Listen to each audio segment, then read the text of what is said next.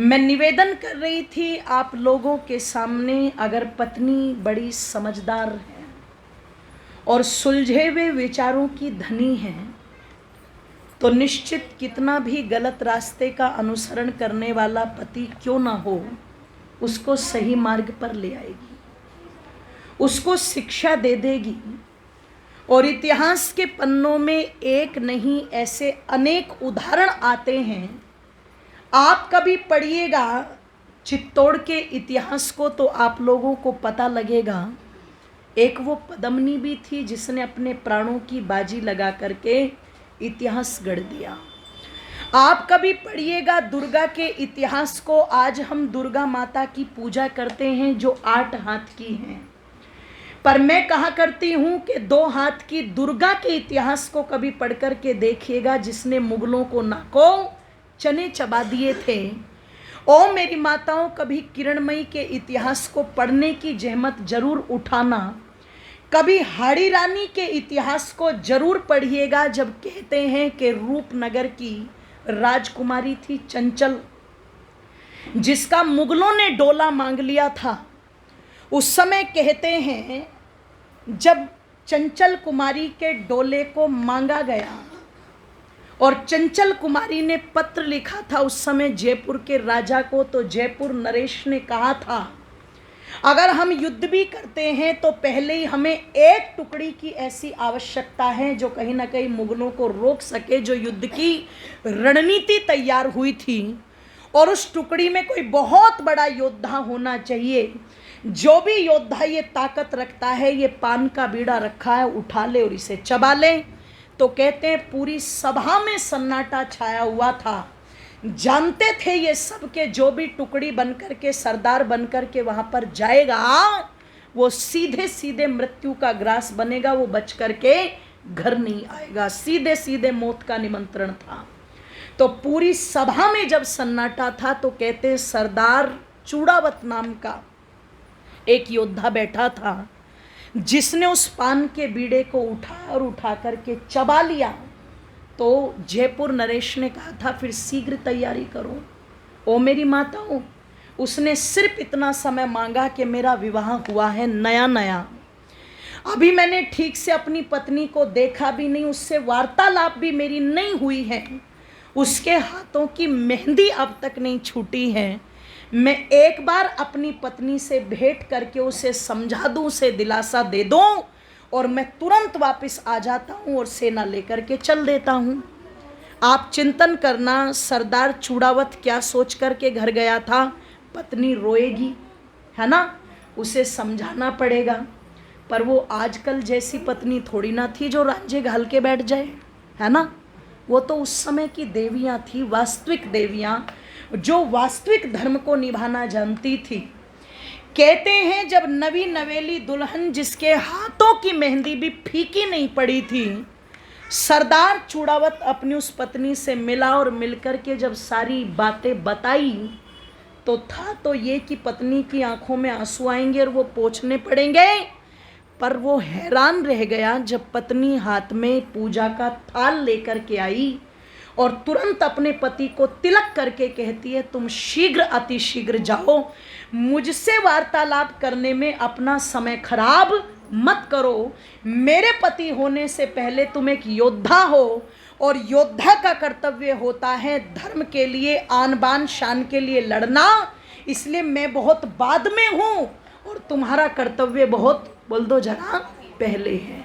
जो काम पहले है तुम उसको करो, मुझे बाद में देखना। तो कहते हैं सरदार चूड़ावत तिलक करवा करके चल तो पड़ा, पर ओ मेरी माताओं जब पहुंचा है चल करके तो बाहर आया है, और बाहर आकर के पता नहीं पत्नी का रूप या उसकी बातें या उसके विचार उसके दिमाग में बार बार कौंध रहे थे। जब बार बार कौंध रहे थे तो खुद तो वापस जाने की हिम्मत नहीं हुई, पर अपने एक सैनिक को भेज करके कहा जाओ मेरी पत्नी के पास और जाकर के मेरी पत्नी से कहना मैं युद्ध पर तो जा रहा हूं लेकिन मेरा लौटना संभव नहीं है, इसलिए अपनी कोई ऐसी निशानी मुझे दे दे कि जिस निशानी को लेकर के मैं चला जाऊं और उसको याद करता रहूं। तो कहते हैं सैनिक ने जाकर के जब उसकी पत्नी से ये कहा, जिसका नाम था हाड़ी रानी, ये कहा कि सरदार चूड़ावत ने आपकी कोई निशानी मंगाई है और ये कहा है कि लौट करके आना संभव नहीं होगा, इसलिए कोई ऐसी निशानी दे दो जिसको देख करके वो आपको याद करते रहे। तो हाड़ी रानी के मस्तिष्क में पता नहीं क्या आया माताओं, एक थाल लेकर के आई और थाल लेकर के सेनापति से बोली, जो बात मैं तुमसे कहूँ वो भी अपने सरदार से जाके बोल देना और जो निशानी मैं दूँ वो निशानी भी जाकर के अपने सरदार को दे देना। माताओं जरा ध्यान से सुनो। कहते थाल सैनिक के हाथ में दे करके बोली, मेरे पति से कहना कि अगर वो मेरे रूप में ही अपने मस्तिष्क को रखेगा और मेरी इसी रूप के बारे में सोचता रहेगा तो जो उसका युद्ध का धर्म है उसको निभा नहीं पाएगा। अगर उसका मन अभी से इतना चंचल हो चुका है, इतना चलायमान हो चुका है, तो इसका मतलब उसका पूरा ध्यान अपने कर्तव्य पर नहीं है। और अगर ये योद्धाओं के मन चंचल हो जाएंगे तो पहले ही भारत इतना हद तक मुगलों का गुलाम बन चुका है, फिर तो कोई सीमा ही नहीं बचेगी। इसका मतलब ये ऐसे ऐसे योद्धा तो पूरे देश को गुलाम बनवा देंगे। तो एक भेंट दे रही हूं, जाकर के पति को दे देना। और ये कह करके कहते हैं थाल के आगे गर्दन झुका करके और हाथ में कटार लेकर के एक झटका अपनी गर्दन पर मारा। इतना तेज झटका था कि गर्दन कट करके थाल में गिर पड़ी और धड़ जो है वो धरती पर गिर पड़ा। सैनिक माताओं देखता रह गया और कांपते कांपते हाथों से बहुत देर के बाद में कहते हैं उस चेहरे को जो थाल में गिरा था, वो मुखड़ा, उसको कपड़े से ढक करके ले चला है। खून टपकता जा रहा है और जाकर के सरदार चूड़ावत के सामने थाल कर दिया। सरदार चूड़ावत ने खून को टपकते हुए देखा। जब कपड़ा उठा करके देखा तो उसकी पत्नी का सर था उस थाल के अंदर। सैनिक ने सारी बातें वही बता दी जो हाड़ी रानी कह करके गई थी। मैं निवेदन कर दूं आप लोगों के सामने, आंखों से आंसू निकले और एक ही बात सरदार चूड़ावत ने कही थी कि देवी, वैसे तो ये बात तुम मुझे कह करके समझा रही थी, पर शायद मैं ही तुम्हें समझने में भूल कर गया।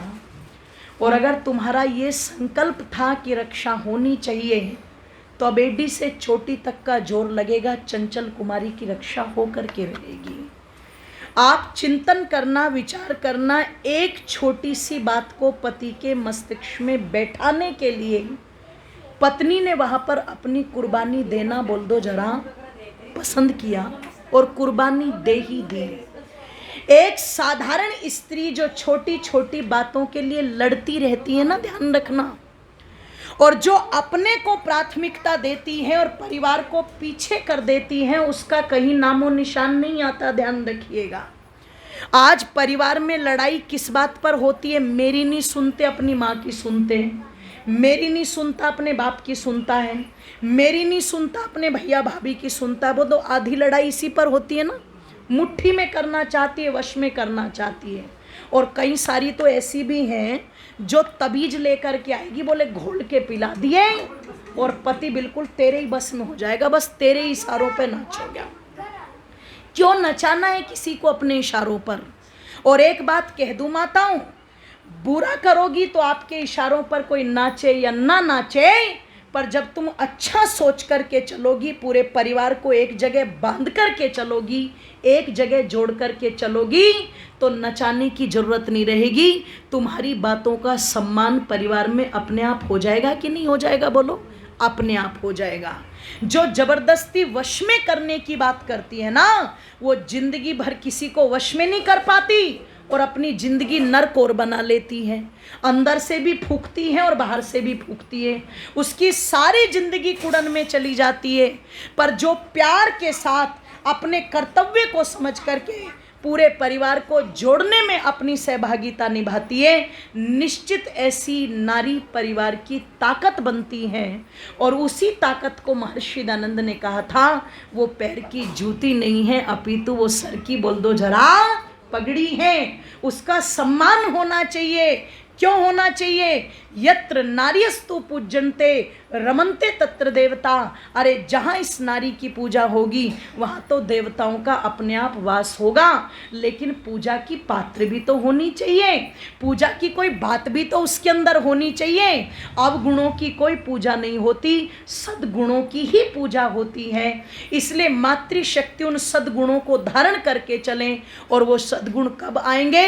तब ऋषि दयानंद ने कहा था, जब ये मातृशक्ति यज्ञ में भाग लेंगी, जब ये यज्ञोपवीत पहनेंगी, जब ये वेदों को पढ़ेंगी, जब ये शास्त्रों को पढ़ेंगी, जब ये विद्वानों की चर्चा को सुनेंगी, जब ये पढ़ेंगी लिखेंगी आगे बढ़ेंगी, तो निश्चित इन विचारों का विकास होगा और मातृशक्ति के जीवन में परिवर्तन आएगा।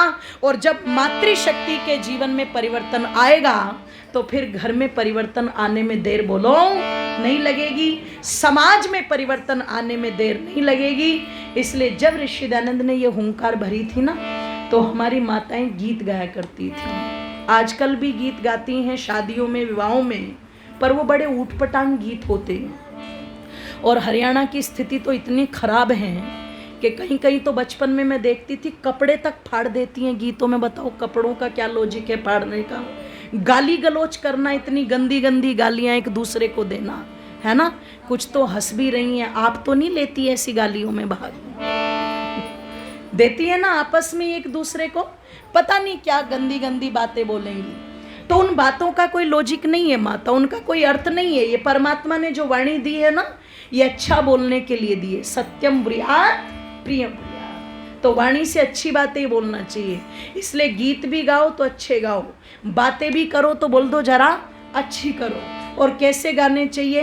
तो कवि ने बड़े सुंदर शब्दों में लिखा था, री बहना कर में एक डंडा लाया, डंडे में झंडा लाया, ऋषिवर दयानंद आया देश में। अरे बहना कर में एक डंडा लाया, डंडे में झंडा लाया, ऋषिवर दयानंद आया देश में। उसने सोता देश जगाया रे बहना, सोता देश जगाया रे बहना, वेदों का पाठ पढ़ाया, कन्या गुरुकुल खुलवाया, ऋषिवर दयानंद आया देश में। अरे बहना कर में एक डंडा लाया, डंडे में झंडा लाया, ऋषिवर दयानंद आया देश में, ऋषिवर दयानंद आया। ऋषि से पहले नारी यहाँ पर नहीं पढ़ाई जाती, ऋषि से पहले नारी यहाँ पर नहीं पढ़ाई जाती। ढोल गवार शूद्र पशुओं के साथ गिनाई जाती, ढोल गवार शूद्र पशुओं के साथ गिनाई जाती। चौपालों पर कुत्ते चढ़े पर ये न चढ़ाई जाती, कैर की जूती बतलाते थे कितने कुल घाते, पैर की जूती बतलाते थे कितने कुल घाती। रे बहना गुरुकुल में इन्हें पढ़ाया, वेदों का पाठ सिखाया, ऋषिवर दयानंद आया देश में। अरे बहना कर में एक डंडा लाया, डंडे में झंडा लाया, ऋषिवर दयानंद आया देश में, ऋषिवर दयानंद आया देश में। ऋषि से पहले विधवाओं का विवाह नहीं करे थे, ऋषि से पहले विधवाओं का विवाह करे थे विवाह अनेकों, प्रभु से नहीं डरे थे। विधुर करे थे विवाह अनेकों, प्रभु से नहीं डरे थे। निंदा चुगली इनकी करते, खूब ही ये तो तरे थे। इसी कारण से भारतवासी नाना कष्ट भरे थे। इसी कारण से भारतवासी नाना कष्ट भरे थे। बहना विधवा का विवाह कराया, आदर के योग्य बताया। ऋषिवर दयानंद आया देश में। अरे बहना कर में एक डंडा लाया, डंडे में झंडा लाया। ऋषिवर दयानंद आया देश में। ऋषिवर दयानंद आया देश में। ऋषिवर दयानंद आया देश में। से महर्षि दयानंद ये राशि श्रद्धेय हमारे आर्य जी देकर के सम्मानित कर रहे हैं। मैं उनका धन्यवाद करती हूँ।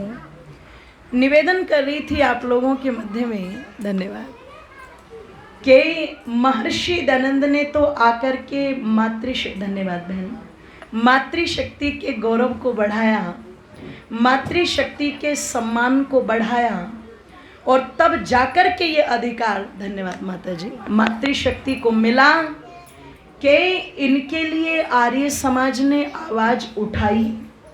और उसी आवाज उठाने का ये परिणाम हुआ कि जहाँ जहाँ आर्य समाज की स्थापना हुई, वहाँ स्त्री आर्य समाज को भी स्थापित किया गया। और माताओं, मैं एक बार इलाहाबाद में गई थी। इलाहाबाद के अंदर जो लाल बाग की आर्य समाज है, धन्यवाद माता जी, इलाहाबाद, और गंगा प्रसाद उपाध्याय जी ने, धन्यवाद, गंगा प्रसाद उपाध्याय जी ने विचार किया कि मैं आर्य समाज का भवन बनवा दूं।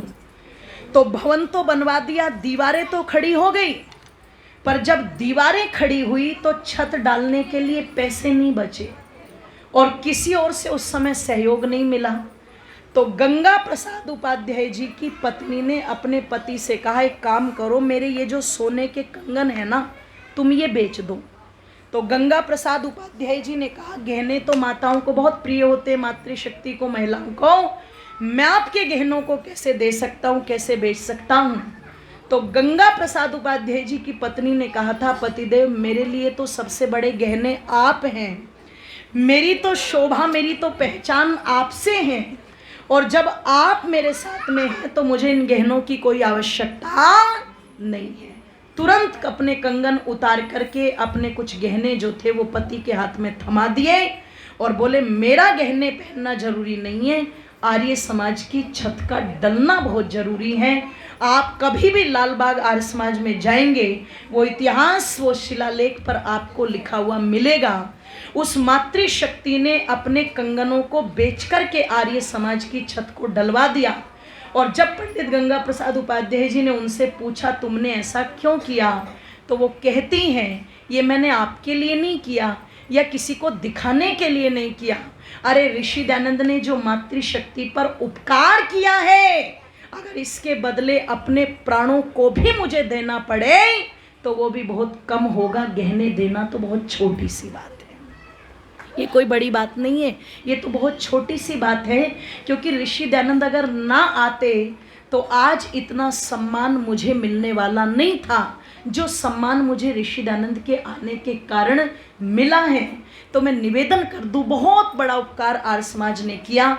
इसलिए आर्य समाज ये अधिकार देता है कि माताएं संगठन बनाएं, वो यज्ञ करें, वो सत्संग करें, वो वेदों को पढ़ें, वो प्रचार प्रसार करें। और जहाँ ये महिला समाज, मैं समझती हूँ, दृढ़ बन गया, वहाँ अपने आप ही विचारधारा और गतिविधियाँ बढ़ती चली जाती है।